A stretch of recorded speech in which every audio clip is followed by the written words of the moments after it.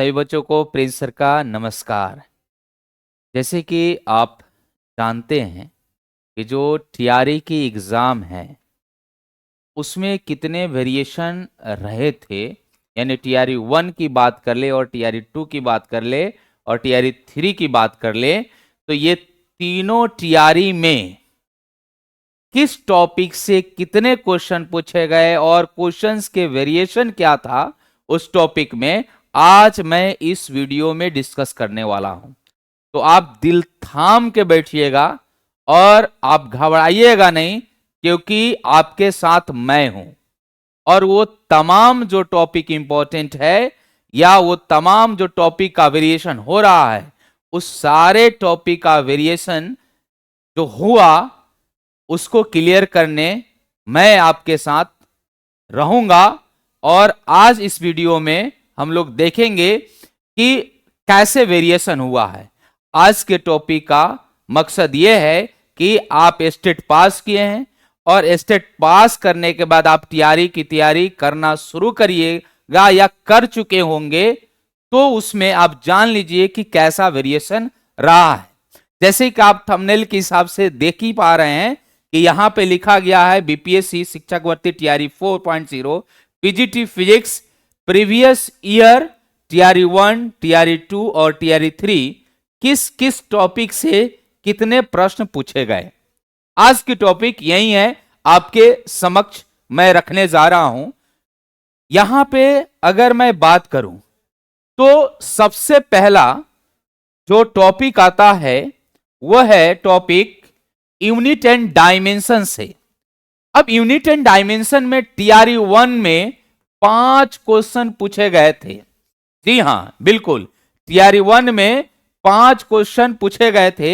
वही टीआरई 2 में और टीआरई 3 में 3-3 क्वेश्चन पे इसको लपेट दिया गया, यानी कि 2 क्वेश्चंस कम हो गए।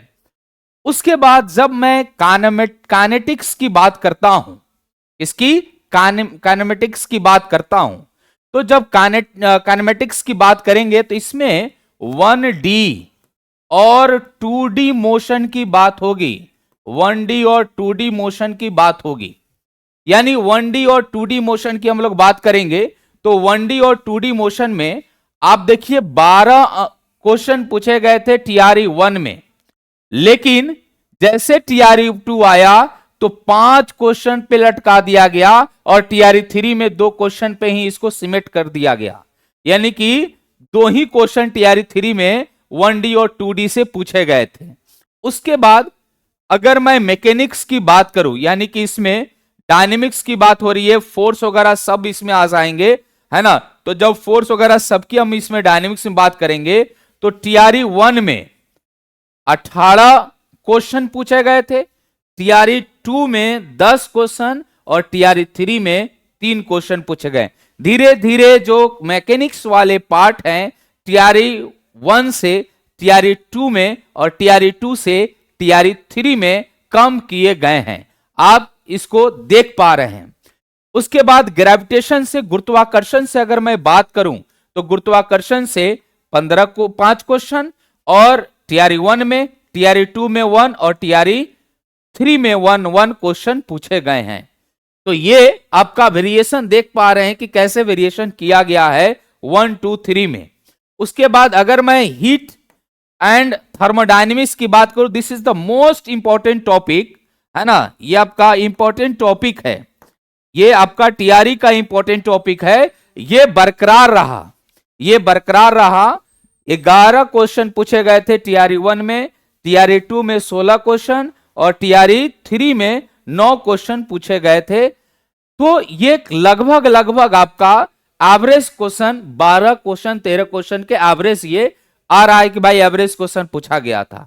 अब धीरे धीरे क्वेश्चन का लेवल बढ़ेगा टीआरई 1 से टीआरई 2 के तरफ और टीआरई 2 से टीआरई 3 के तरफ। जैसे कि प्रॉपर्टीज ऑफ बल्क मैटर जो है एंड प्रॉपर्टीज एंड वेव्स की बात करें, है ना, वेव की प्रॉपर्टीज की बात अगर की जाए तो यहां पे 3 क्वेश्चन पूछे गए, ठीक है ना, किसमें, टीआरई 1 में। टीआरई 2 में 5 क्वेश्चन पूछे गए और टीआरई 3 में 7 क्वेश्चन, यानी कि धीरे धीरे क्वेश्चन का ग्राफ इसमें बढ़ा। वहीं ऑक्सीलेशन एंड वेव की बात करें, ठीक है ना, ऑक्सीलेशन और वेव, ये प्रॉपर्टीज ऑफ बल्क मैटर होगा डियर। ये क्या है? प्रॉपर्टीज ऑफ बल्क मैटर है ना, properties of bulk matter, bulk matter इसकी है, ये प्रॉपर्टीज ऑफ बल्क मैटर है। और ऑक्सीलेशन एंड वेव की बात करें तो ऑक्सीलेशन में 3 क्वेश्चन था, फिर 5 क्वेश्चन हुआ और फिर 7 क्वेश्चन हुआ। ये ऐसे आपका ग्राफ बढ़ा है। लेकिन वहीं इलेक्ट्रोस्टैटिक, अब ये 12th के पार्ट शुरू हो गए। अब यहां पे जब भी ये 8 नंबर की बात करें तो ये 12th की पार्ट सुनो। जो इलेक्ट्रोस्टैटिक्स यूनिट है उसमें आपका 7, फिर 6 और फिर 3 क्वेश्चन पूछा गया था इलेक्ट्रोस्टैटिक्स वाला में, जिसमें हम लोग क्या पढ़ते हैं तो आपका चैप्टर 1 और चैप्टर 2, 2 चैप्टर हम लोग इसमें पढ़ते हैं 12th का, चैप्टर 1 और चैप्टर 2 पढ़ते हैं। उसके बाद आगे इलेक्ट्रिसिटी पोर्शन है जो चैप्टर नंबर 3 की बात करेगा, इलेक्ट्रिसिटी चैप्टर नंबर 3 की बात करेगा। तो यहां पे 3 क्वेश्चन पूछे गए हैं टीआरई 1 में, और टीआरई 2 में 4 क्वेश्चन, फिर टीआरई 3 में वहीं 2 क्वेश्चन पूछ लिए गए। लेकिन इस पार्ट को देखिए, इलेक्ट्रोमैग्नेटिज्म, इसमें मैं ईएमआई और एसी दोनों को रखा हूं। इसमें ईएमआई एसी दोनों का, यानी मैग्नेटिज्म और एसी दोनों को मैं इसमें रखकर देखा हूं।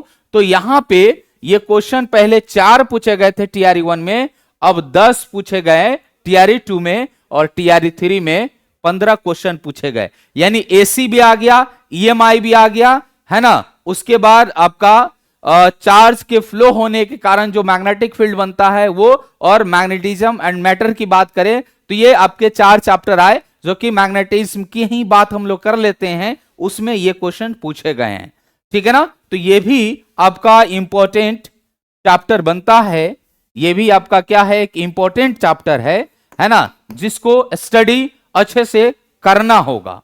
उसके बाद ईएमडब्ल्यू, जो ईएम वेव्स है, ईएमडब्ल्यू है, इसमें कोई क्वेश्चन टीआरई 1 में पूछा नहीं गया था, एक भी क्वेश्चन नहीं था। लेकिन वहीं टीआरई 2 में 1 क्वेश्चन पूछा गया और टीआरई 3 में 3 क्वेश्चन पूछा गया।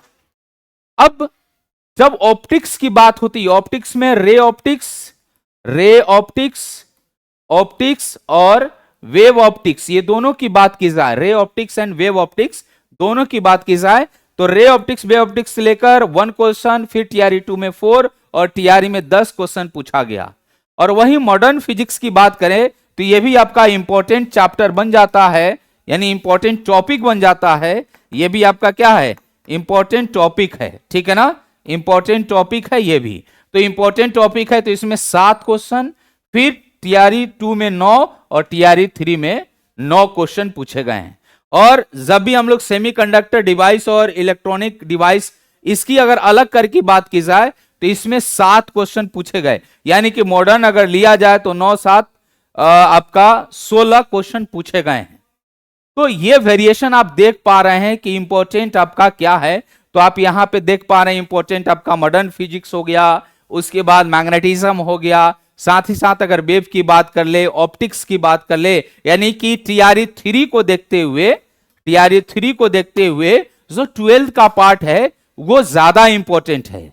लेकिन आप अंदाजा नहीं लगा पाइएगा कि कौन सा पार्ट इंपॉर्टेंट है और कौन सा पार्ट इंपॉर्टेंट नहीं है। हर एक टीआरई में वेरिएशन रहा, लेकिन एक चीज आप देख रहे हैं, जो आपका हीट एंड थर्मोडायनेमिक्स वाला पार्ट है वो एक कांस्टेंट रखा गया है ना, लगभग आपका 10-12 के आसपास रहा हर एक टीआरई में। तो हम लोग इसका डिटेल पढ़ेंगे लोग, और यहां पे आप अगर मेरे से जुड़ते हैं तो आपको हर एक पॉइंट क्लियर किया जाएगा। जी हां, आप सही सुन रहे हैं कि इसके हर एक पॉइंट क्लियर किए जाएंगे।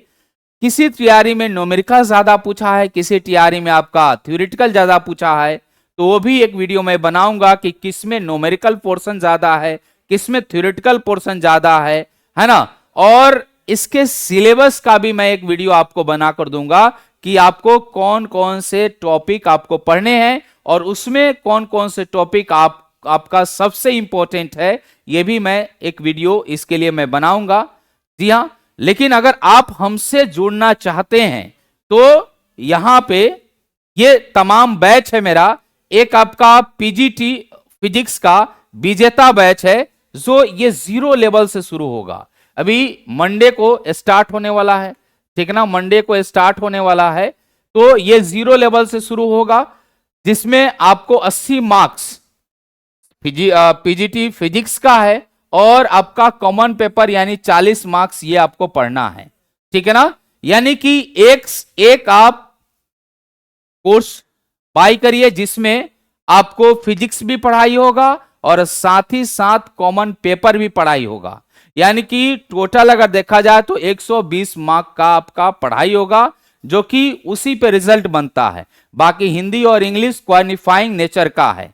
अब आगे अगर आपको सिर्फ और सिर्फ प्रैक्टिस करना है, सिर्फ और सिर्फ प्रैक्टिस करना है, तो मैं ई बुक लेकर आ गया हूं। यह आपका एक तरह का बुक है जिसमें 4500 प्लस बाइलिंगुअल क्वेश्चन है और हर एक क्वेश्चन का एक्सप्लेनेशन भी है।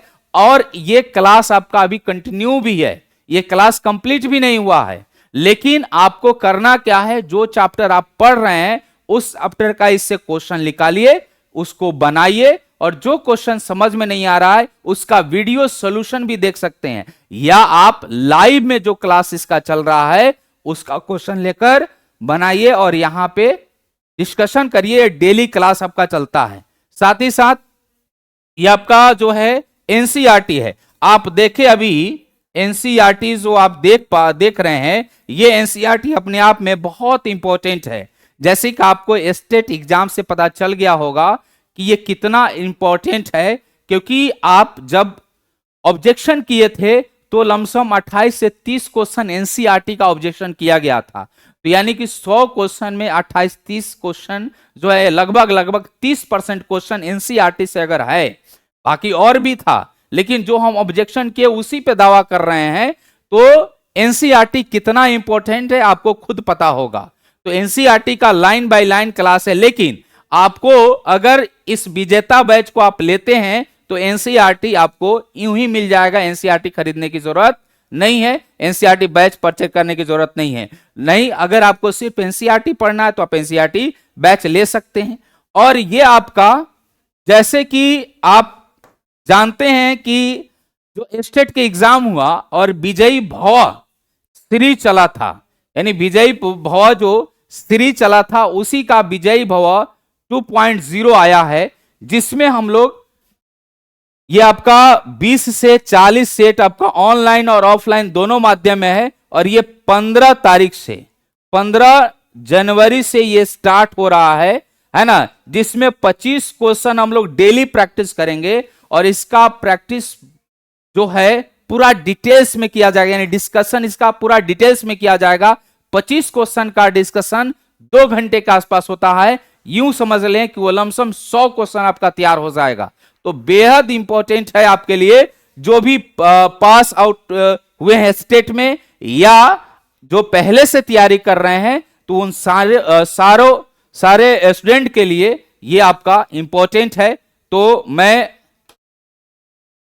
यही कामना करूंगा कि आप तैयारी अपना बेहतर करिए, है ना, चाहे जहां से भी करना है तैयारी को बेहतर करिए, एक सीट पक्का करिए और अपने मम्मी पापा का नाम रोशन भी करिए और खुद अपना जो प्रचंड है उसको लहराइए, है ना। समाज में अगर आप जॉब प्राप्त करते हैं तो आपकी समाज में कितनी वैल्यू बढ़ती है, एक गवर्नमेंट जॉब करने वाले ही जानते हैं, ठीक है ना।